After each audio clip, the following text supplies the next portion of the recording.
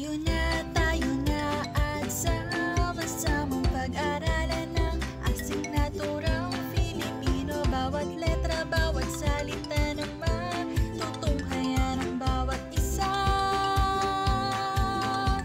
Halina, halina at ating alamin, bigyan ng halaga at ating tuklasin. Oras na, Filipino na, Filipino na. Magandang araw mga bata, ako nga pala si Binibining Florence. Magandang araw mga bata. Ako nga pala si Ginoong Christian Gabuya at maaari mo akong tawagin Teacher Bowards. Panginoon, salamat po sa panibagong araw na ito upang kami ay matuto. Buksan niyo po ang aming isipan upang lubos na maintindihan ang aming mga aralin. Bigyan niyo din po ang aming mga guro, mga magulang, at mga kamag-aral ng lakas ng katawan at isipan na masigit namin kailangan sa araw-araw sa panahong ito. Ang lahat po ng ito ay aming dinadalangin sa iyo, aming Diyos Ama. Amen. Sa aralin na ito, inaasahang makakamit nyo ang mga sumusunod na kasanayan. Una, natutukoy ang dalawang uri ng pangalan sa pamamagitan ng pagbibigay ng halimbawa nito. Kalawa, na ipapakita ang kahalagahan ng uri ng pangalan sa pamamagitan ng paggamit nito sa maikling tula. At ikatatlo, nakakabuo ng maikling tula na mayroong pangalang pantangi at pambalana. Halina't basahin natin ang maikling tula at sagutan ang mga pamprosesong tanong na nasa inyong mga module. Atin ang balikan. Araw-araw, nagagamit mo ang mga salitang tumutukoy sa ngalan ng tao, bagay, hayop, puok, at pangyayari. Sige nga, kung may natutunan kayo sa nakaraang leksyon, atin ang basahin at sagutin mo dyan sa iyong module.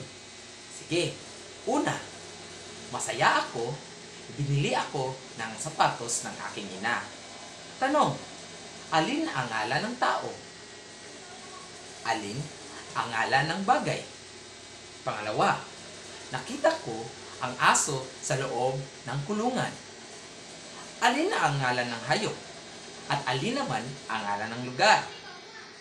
Pangatlo, karawan ni Dr. Cruz, ang aking kapatid. Alin ang ngalan ng tao? At alin naman ang ngalan ng pangyayari? Mahusay, talagang may natutunan kayo. Halika, atin ang tuklasin ang pangalan at mga uri nito. Pangalan. Ang pangalan, ating basahin. Ang pangalan ay salita o bahagi ng pangungusap na tumutukoy sa ngalan ng tao, bagay, hayop, puok, at pangyayari. At may dalawang uri ang pangalan. Ito ay ang pangalang pantangi at pangalang pambalana. Pangalang pantangi. Ito ay ang tanging ngalan ng tao, lugar, hayop, bagay, pagkain, o pangyayari. At nagsisimula ito sa malaking titik. At ang mga halimbawa nito ay ang Samsung, Jose Rizal, Bulkang Mayon, Cebu, Panginoon, at Safeguard. Pangalang pambalana. Ito ay nagsisimula sa maliit na titik. Ito ay karaniwang ngalan ng tao, lugar, hayop, bagay, pagkain, o pangyayari.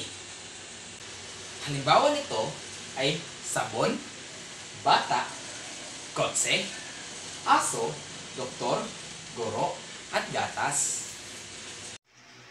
Dahil tapos na ang pagtatalakay ni Ginoong Christian tungkol sa pangalan at uri ng pangalan, ngayon gumawa naman tayo ng maikling tula.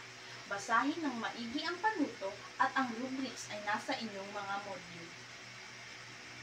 Para sa karagdagang gawain, para hindi mo makalimutan, ay magsanay ka sa paggamit ng mga pangalan. Ngayon, atin ang suriin ang iyong kaalaman tungkol sa ating aralin. At sagutan mo ang mga sumusunod na katanungan dyan sa module mo. Unang tanong, ano ang pangalan? Pangalawa, ano ang pangalang pantangi? Pangatlo, ano ang pangalang pambalana? Pang-apat, magbigay ng halimbawa ng pangalang pantangi. Isang halimbawa lamang. At ang panglima, magbigay ng halimbawa ng pangalang pambalana. Isang halimbawa rin. At ang panghuli at ang pang-anim, bakit mahalagang pag-aralan ang mga uri ng pangalan? Ngayon, oras na ng pagtataya. Gawain A. Sa isang kalahating papel, pahalang, ibigay ang mga pangalang pantangi sa mga sumusunod na pangalang pambalana. Aso, guro, motor, puno, bulaklak. At sa gawain B, sa parehong papel, ibigay ang pangalang pambalana sa mga sumusunod na pangalang pantangi. Arsicola, Cebu Normal University, Berkeley, Ginoong Nigel Narbasa, at Colgate. Kunan mo ito ng litrato at isumite sa ating Google Classroom. Maliwanag ba? Kunan mo ito ng litrato at isumite sa ating Google Classroom.